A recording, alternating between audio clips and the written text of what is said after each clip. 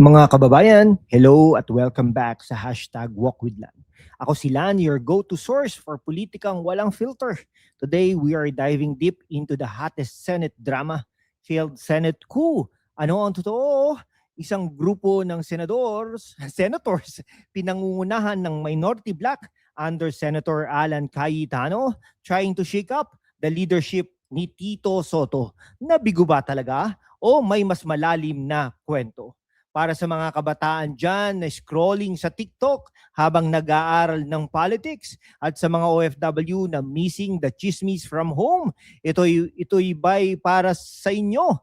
We will criticize the majority's power play favoring the minority's bold move, all while keeping it fact-based. Bakit ang flood scandal ang trigger at bakit si Cayetano ang hero dito? Stay tuned because this is couple of minutes of truth bombs. Hit like if you are ready at subscribe para sa more. Okay, parang weather sa Pilipinas. Sunny one day, baha ng iskandalo, the next Let's start with the basics mga kaibigan. Una, let's set the stage. Ano ba itong flood control scandal na nag-trigger ng lahat? Simula ng 2022 sa Marcos admin, may 545 billion pesos plus 0.6 yan allocated for flood projects. Pero bakit laging baha pa rin sa Metro Manila? Ayon sa Senate Blue Ribbon Probe na Philippines underwater, may massive corruption, kickbacks up to 25%, contractor monopolies, only 15 contractors got 100 billion pesos. Okay, mga kabataan, this is your future taxes being flooded away. OFWs, kayo nagpapadala ng remittances, tapos ganito, parang OFWs life, hard work abroad, but funds evaporate sa corruption. Now, the Blue Ribbon Committee chaired by Ping Lacson, that's majority side, investigated. Pero bakit ang minority led by Cayetano ang nagpupush for change? Dahil ang majority under Soto seems content with the status quo, protecting the system na puno ng leaks. Ano sa tingin niyo? Fair ba ang allocation? Comment down below. Okay, fast forward tayo to February 2026. Leak drop report from Blue Ribbon recommends plunder, malversation, bribery charges against senators like Jinggoy Estrada, Joel Villanueva, Francis Escudero, former Senator Bong Revilla, Saldico. Lacson confirmed it on February 4 to based on engineer testimonies. Pero the report is draft and unofficial. Sino ba yung mga kakasuhan daw?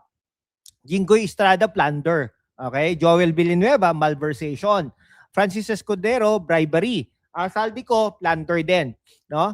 Meron pa isang congresswoman, dating congresswoman. Notice many accused are in the minority black. Is this a political witch hunt by the majority to silence dissent? Si Cayetano not implicated, leading the minority. Perhaps he's fighting for real transparency. The report leaked like a faulty floodgate. Coincidence or calculated? This is like cancel culture sa politics. OFWs parang fake news na lumulutang abroad.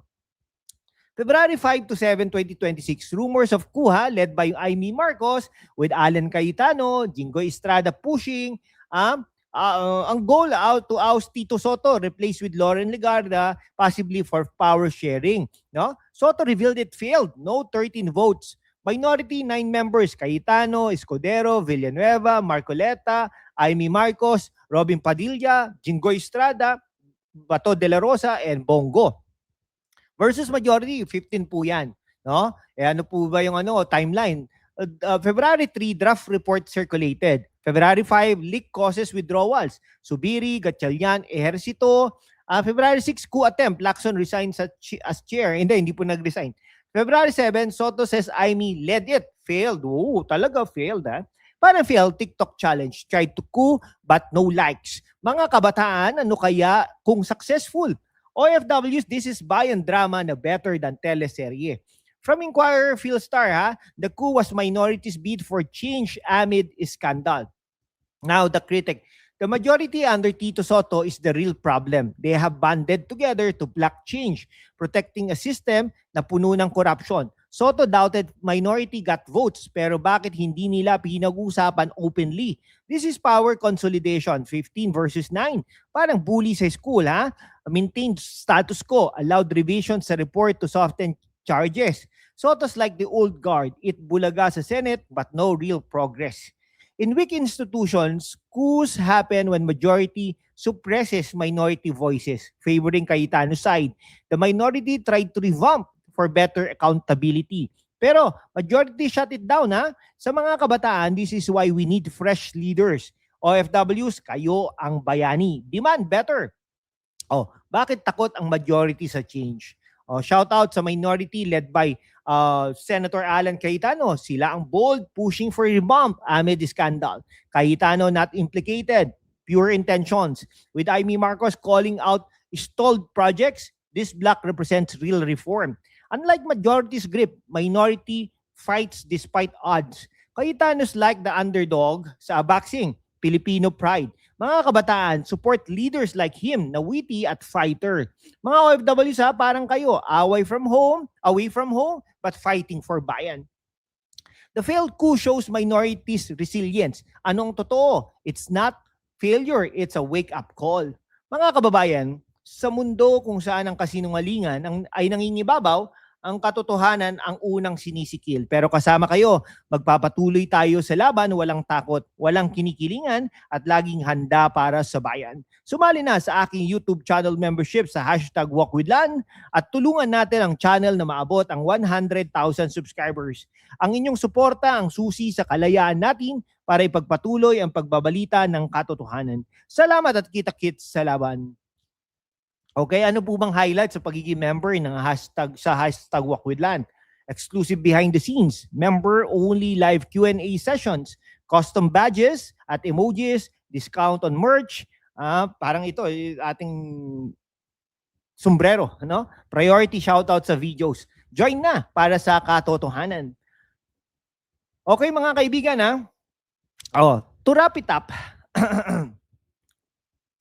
the failed Senate coup, led by minority leader Senator Alan Peter Cayetano. Abogado po yan, at si Amy Marcos di umano. Ano ba ang totoo? Okay? Siyempre, it's a symptom of deeper issues. Ang ano lang yan, ang system lang yan is majority's control led by Tito Soto and Subiri and Lacson. Yan tatlong yan, versus minorities fight for change. Ang gusto lang naman ng minority ay pagbabago. Yung maayos na sistema. At wala pong ipinagtatanggol, minority, majority man lang yan. Nagtataka nga ako bakit wala man lang sa listahan si dating speaker Martin Romualdez na pumayat na po siya ngayon dahil nga daw po sa stress. Okay, ito talaga inaano po natin si Tito Soto, criticize po natin siya kasi satisfied na po siya sa status quo. Pinapaboran naman po natin ang side ng mga Cayetano, Alan Peter Cayetano, kasi for their boldness. Mga kababayan, stay informed, vote wisely. Thanks for watching of couple of minutes. Legend kayo. Like, share, comment your thoughts, subscribe para sa more, at see you next time sa #WalkWithLan. Peace out. Mabuhay po ang Pilipinas.